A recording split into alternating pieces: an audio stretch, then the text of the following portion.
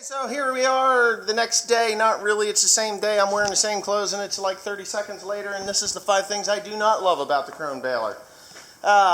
Number 1 on the list of things I do not love about the Krone Baler is right here.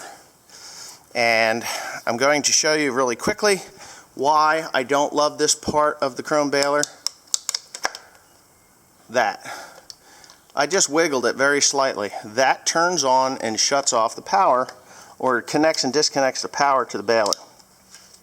It is really pathetic that with all the other over-engineered stuff that is not over-engineered, well, I wouldn't want to say over-engineered, but the very heavy-duty parts about this baler.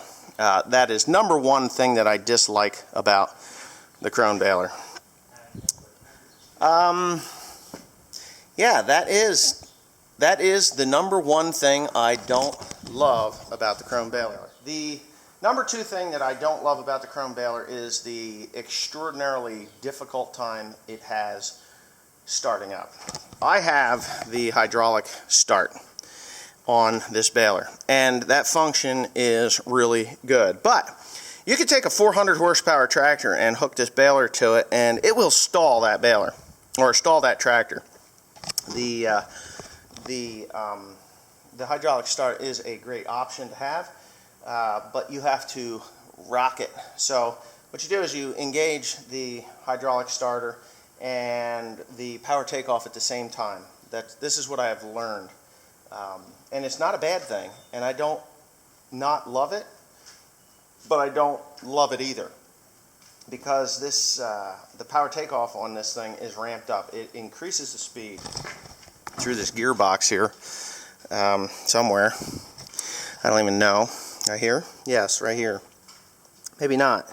I don't know. Whatever. The gear ratio to the from the tractor to the power takeoff is ramped up, so it takes an awful lot of power to get that thing going. So I have just learned to engage the hydraulics and the PTO at the same time, and then when the PTO starts to grab, because it does engage slowly, it's not like a manual engage, it's an automatic engage. What you do is you just kick off the PTO. Then the hydraulics can get it going up to 300 RPMs is what it's supposed to do. And then what I do is I kick in the PTO, wait till it's a grab, and then I disengage. That ramps it up a little farther. Then I disengage the hydraulics, and then on the 3rd time of engaging the power takeoff, then it draws the tractor down enough, that it isn't going to stall, but it engages it to a decent speed, and then it goes. So I believe that's number 2 or 3 or whatever. But other than that, I do have this little issue here, right here. So when you get into a damp type of hay, it does wrap here a little bit, but it doesn't seem to stop me. I don't have to get out of the tractor and curse and swear, because I have not had to do that yet with this baler. But that's just a number 3 thing that I don't love about the Krone Baler, and I can't say that it's so bad. The number 4 thing that I don't love about the Krone Baler, and I'm going to show you right here. Actually, 4 and 5 is going to be right here. I don't love this.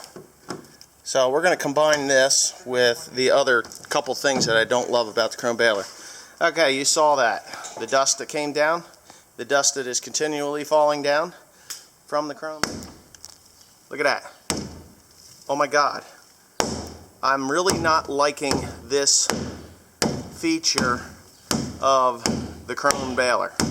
When you're in here and you're messing around with these things and you're throwing this box in there, you're constantly getting dirt, dust, and shit falling on your head.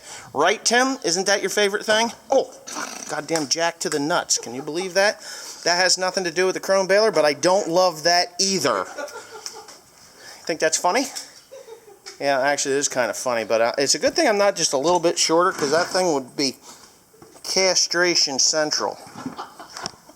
Is that alright?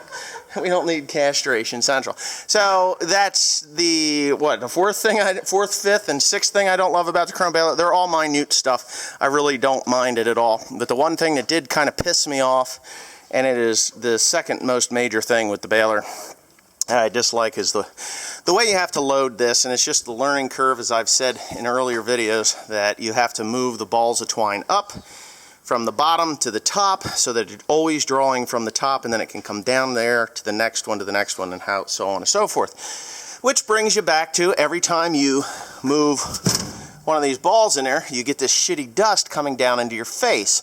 So I guess before you do this, you have to blow it off with a leaf blower, which I never seem to have on board. And yeah, and the other thing, I wanted to show you the lighting that I do love, and that should go in the love part, not the not love part. But yeah, that is it for the 5 things that I don't love about the Krone Baler. They are so minor and minute, but of course we're using these things in hot, sweaty days, and when you're packing it up before, you know, in the morning before you go out and loading the twine in there, it's not really fun to get that sweaty, dirty shit down your neck while you're loading the Krone Baler.